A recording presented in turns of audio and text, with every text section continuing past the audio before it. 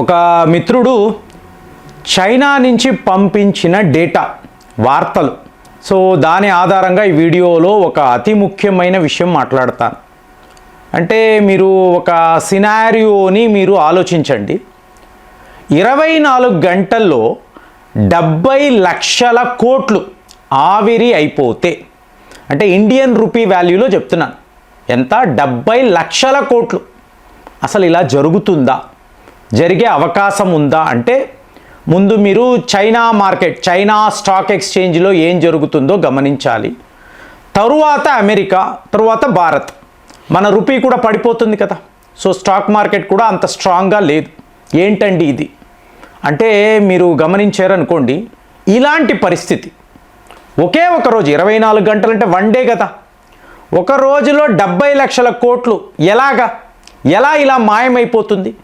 దీనికి కారణం అంటూ ఉండాలి కదా. కారణం కాదు, అతి ముఖ్యమైన కారణం.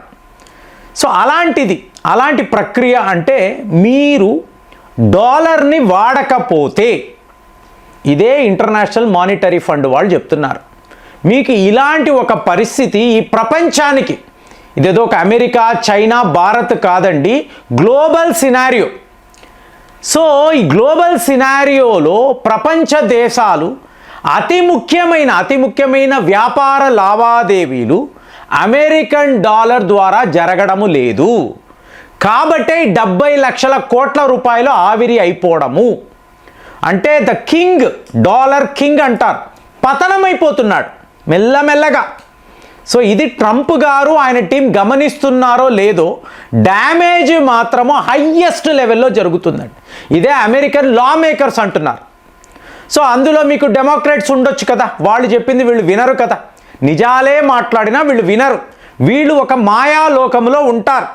మా ట్రంప్ గారు కింగ్ అండి, ఆయన ఏం చెప్తే అదే జరుగుతుంది, కాబట్టి డాలర్ అనేది ఇంకా స్ట్రాంగ్ అవుతుందని అమెరికా ప్రజలకు అబద్ధాలు చెప్తారు. మరి మీరు ఈ సినారియోని ఎలా చూస్తారు? మీకు హ్యూజ్ మనీ కదండి, 70 లక్షల కోట్లు ఇలా ఆవిరి అయిపోతున్న మామూలు మాటలా? సో ఇందులో మీరు నేను కూడా ఇన్వాల్వ్ అయి ఉంటాం కదా, ఇరుక్కుపోయి ఉంటాం కదా. స్టాక్ మార్కెట్లో ఇలాంటి ఒక పరిస్థితి ఉంది కదా. ఇప్పుడు మీరు చైనాలో ఉన్నారండి, చైనా బ్యాంకుకి వెళితే ఒక లిమిట్ వరకే మీరు విత్డ్రాల్ చేయగలరు. అంటే మీకు 5 లక్షల అవసరము, వాళ్ళు ఏమంటారు, ₹1,00,000 ఇవాళ ఇస్తాను, 2 రోజుల తర్వాత ఇంకొక 1,00,000 ఇస్తాను, అలాగే మేము 5 లక్షలు ఇవ్వగలం, నువ్వు అడిగినట్టుగా విత్డ్రా చేసి మేము ఇవ్వలేం. సో వాళ్ళకి మనలాగా డిజిటల్ పేమెంట్స్, యూపీఐలు ఇవన్నీ ఉండవు కదా. కాబట్టి హార్డ్ క్యాష్ని వాళ్ళు తెచ్చుకోవాలి, లిక్విడ్ క్యాష్ని తెచ్చుకోవాలి. తెచ్చుకునే పరిస్థితి లేదు ఎక్కడ, చైనాలో.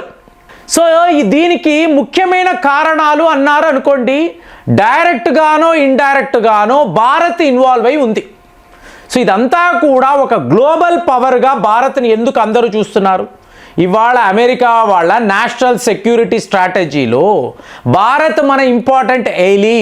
సో వాళ్ళను మనము దూరము చేసుకోకూడదు, రాశారు కదా రిపోర్ట్. ఏంటండి, మనము లేకపోతే వాడికి ఏంటి ఒరుగుతుందంటే సర్వము వాడికి ఒరిగేదే.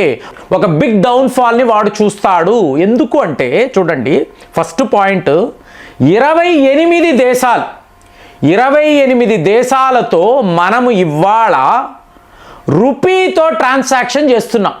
అంటే డాలర్ను వాడడము లేదు. దెబ్బ తగిలిందా? సో 28 దేశాలు అన్నప్పుడు చిన్నా చితకా దేశాలు కాదండి, ఏదో ఒక శ్రీలంక, నేపాల్, మాల్దీవ్స్ కాదండి, యుఏఈ, సౌదీ అరేబియా, వీటికి మించి రష్యా, ఇలాంటి దేశాలతో మనము రూపీతో వ్యాపారము చేయడం. ఇప్పుడు మనం ఆయిల్స్ కొంటాం కదా, ఇప్పుడు ఇరాక్ వాళ్ళతో ఆయిల్స్ కొంటాం, వాళ్ళే మన టాప్ సప్లయర్స్. వాళ్ళు ఏమన్నారు, 50% పెట్రో డాలర్లో పేమెంట్ చెయ్యండి, 50% రూపీలో పేమెంట్ చేయండి. అంటే 50% పోయింది కదా, డాలర్ యొక్క ఇన్ఫ్లుయెన్స్ పోయిందా లేదా? సో ఇలాగ మెల్లమెల్లగా చాప కింద నీరులాగా భారత్ యొక్క ప్రభావం ప్రపంచం మీద పడుతుంది. విచిత్రము, రష్యా వాళ్ళు కూడా ఇలాంటి సిచ్యువేషన్లోనే ఉండడం. శాంక్షన్స్ అన్నారు, యుద్ధము అన్నారు, రష్యన్ ఆయిల్స్ ఎవరు కొనకూడదు అన్నారు. సో ఆటోమేటిక్గా రష్యా కూడా మనతో రూబుల్ వ్యాపారము చేద్దాము, చైనాతో కుదరదు, ఆల్రెడీ యువాన్ ఉంది కదా, చైనా వాడు యువాన్ పేమెంట్ చేస్తాడు. కానీ మనతో వచ్చేటప్పటికి ఏమైంది, రూపీ. మరి దాన్ని వాడు వాడలేడు. ఏం చేస్తున్నాడు? సెకండ్ లెవెల్లో బార్టర్ స్కీమ్. సెకండ్ పాయింట్, ఒకప్పుడు బార్టర్ స్కీమ్ ఉండేదండి. మనము ఈ ఓడలు వేసుకెళ్ళి ఉప్పు ఇచ్చేవాళ్ళం. ఐరోపా వాళ్ళకి ఉప్పు ఇస్తే వాళ్ళు మనకి బంగారు నాణాలు ఇచ్చేవాళ్ళు. మీకు పద్మనాభ స్వామి ఆలయంలో ఉండే బంగారు కాయిన్స్ ఇవే.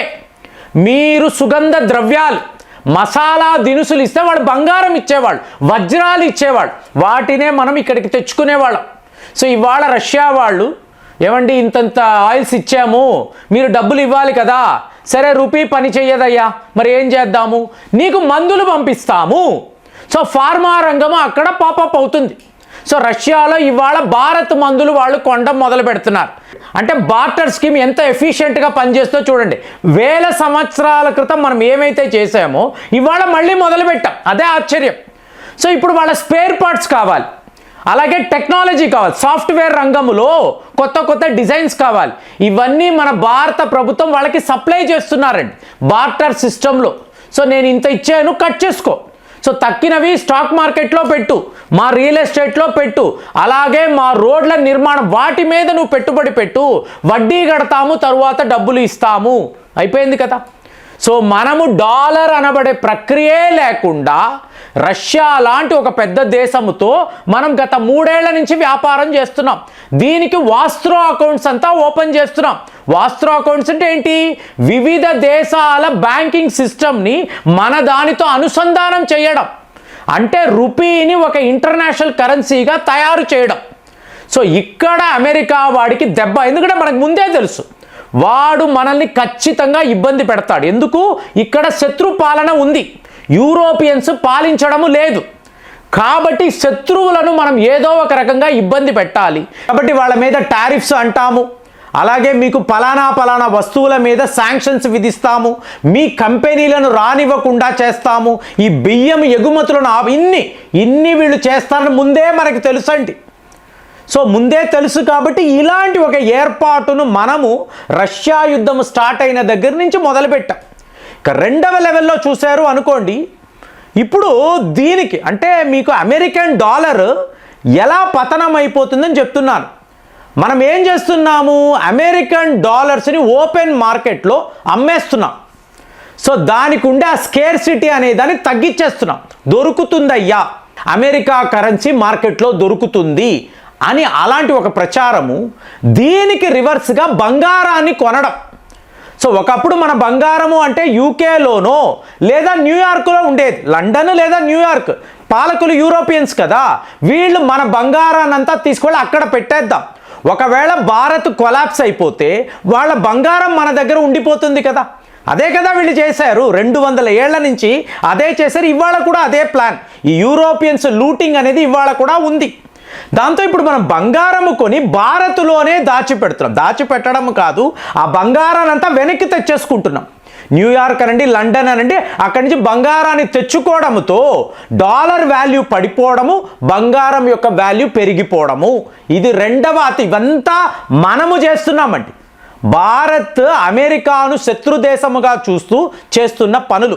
మిత్రుడు అంటాము, వాడితో వ్యాపారం అన్నీ మాట్లాడతాం, కానీ ఏం చెయ్యాలో, ఎక్కడ ఎలాంటి ఒక యాక్షన్ తీసుకోవాలో అదే జరుగుతుంది. ఇక 3వ లెవెల్లో అన్నారనుకోండి, టోటల్గా డిజిటైజ్ చేయడం. అంటే ప్రపంచాన్నే డిజిటలైజ్ చేయడం. ఇవాళ 54 ఆఫ్రికా దేశాలలో మన యూనిఫైడ్ పేమెంట్ ఇంటర్ఫేస్ దీనిని ప్రవేశపెడుతున్నాము. ఫ్రాన్స్లో ఇదే జరుగుతుంది, యూఏఈలో ఇదే జరుగుతుంది. అంటే ఏంటి? మీకు కరెన్సీ అక్కర్లేదు, ఏటీఎం అక్కర్లేదు, క్రెడిట్ కార్డులు అక్కర్లేదు, ఏమీ అక్కర్లేదు. డిజిటల్ పేమెంట్స్ చేసుకుంటూ వెళితే సర్వము మీకు మిగిలిపోతుంది. అమెరికన్ డాలర్ అనే ఆ ప్రసక్తే మనకు వద్దు, మనం టోటల్గా డిజిటైజ్ చేసేద్దామని చెప్పి ఒక అతిపెద్ద నిర్ణయం. డైరెక్ట్గాను ఇండైరెక్ట్గాను భారత్ యొక్క ఇన్ఫ్లుయెన్స్ ఈ ప్రపంచం మీద ఉండడంతోనే 24 గంటల్లో 70 లక్షల కోట్లు ఆవిరి అయిపోయిందని IMF వాళ్ళు చెప్తున్నారు. ఇలాంటి కథనాలు విన్నప్పుడు మీకేమనిపిస్తుంది? కామెంట్స్లో రాయండి. మళ్ళీ వచ్చే వీడియోలో కలుద్దాం. జై హింద్.